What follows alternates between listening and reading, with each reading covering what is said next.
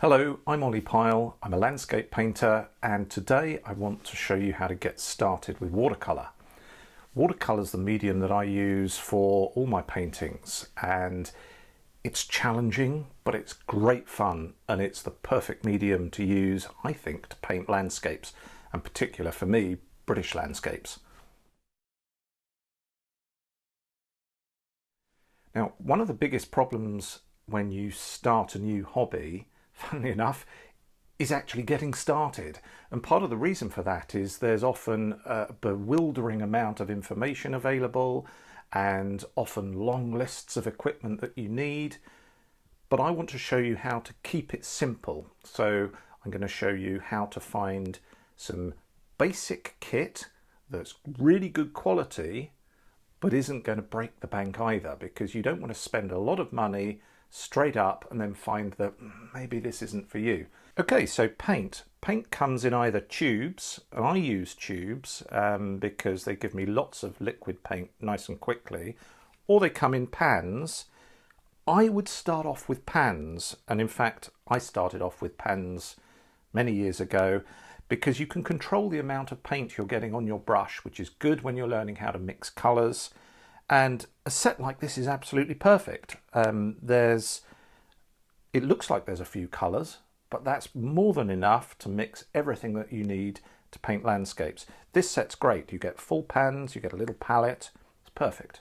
Or you can get nice metal tins that have got, this one's got 24 half pans in it, plenty of colours there. And this is a nice travel set. Again, 24 half pans, nice mixing area, a little removable palette that you can clean. Really good as well. These are all from Daler-Rowney's Aquafine range, and the paints are really good quality, but they are reasonably priced, and I think it's a brilliant place to start. Next, brushes. They come in hundreds of different shapes and sizes, but that's all you need to get started. Size 10, size 6, and a number 2 rigger brush. Perfect. This is a good little set as well. It comes with some flat brushes. You've got another round brush and another rigger in there. That's all you need. They're great quality brushes. You don't need anything else to get started. So, paper.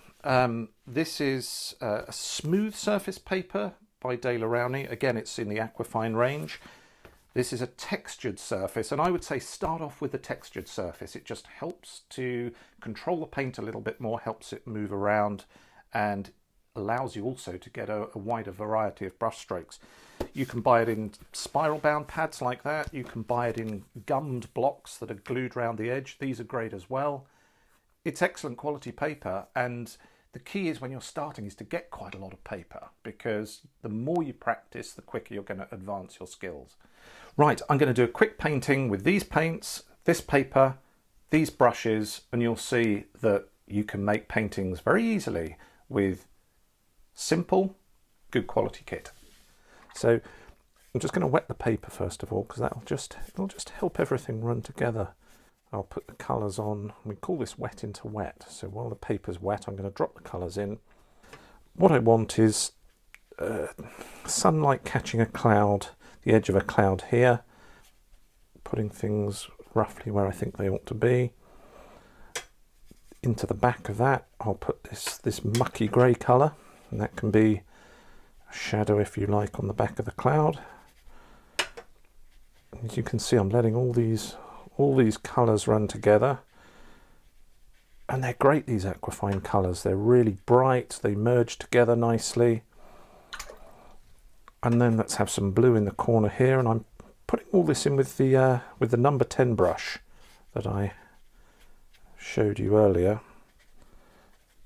And I'm just going to let all that run together, and that'll be perfect for the sky. And then I'm going to keep coming down over the top of these hills here. Brighter colour in the middle, and then we just bring that all the way down to the bottom of the paper. As you can see, it's getting a little bit wet, a little bit out of control. That's okay. I'll soak up the excess paint, and then I'm just going to mix up a little bit of burnt sienna here and drop that in while this is all still wet, roughly where this area of mud flat or riverbank is. I'll come back and tidy this up later, but that's fine. I've got the initial wash down, all the colours really where I want them to be, and we're just going to let that dry. Okay, so let's put some distant hills in and keep them nice and blue, make them look as if they really are in the distance. I've got a little church on the top of the hill there that I think is just a nice little feature to have. And then I'm just going to change up the colour, make it a little bit warmer here as if the sun's catching this side of the hills. That's just nice, a little bit of variety. And then I'm going to paint the side of the boat here, and I'm still using my number 10 brush for this because I want to paint as quickly as I can in big broad washes. I don't want to be fiddling around with a small brush. Vary the colour, mix some burnt sienna into this little area here of the shore, the estuary bank. Well, let's just finish up with a few darks. I'm going to put a dark side to the boat here. I just want to feel as though the sun's catching that right hand side of it. We're sort of looking into the sun and it's shining that direction. Then we'll put a suggestion of these little boats in the bay here. As you can see, I've switched to my number 6 brush.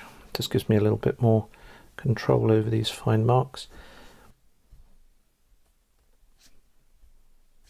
A little bit of dry brush there, add some texture. It just suggests stones and general muck that you find on a riverbank. Let's put a few masts in and pop this mooring buoy on the edge there. Another one just out in the estuary there. And that's it. So there you are, the simplest of watercolours. It's not going to win any awards. I'm not going to send it to any of my galleries, but it only took me 5 or 6 minutes, and it just shows you that you can make a decent watercolour with simple, good quality equipment. Try out these Aquafine paints, Aquafine brushes, the Aquafine paper too. It's a really good kit. So hopefully that helps to give you an introduction into the equipment that you're going to need to get started with watercolour. Next time I'm going to show you how to understand watercolour, because it's a quirky medium. It's great fun to use, but it needs a little bit of understanding, and I'm going to show you a few ideas that will help you with that. So have a go, get some kit. I'll see you next time.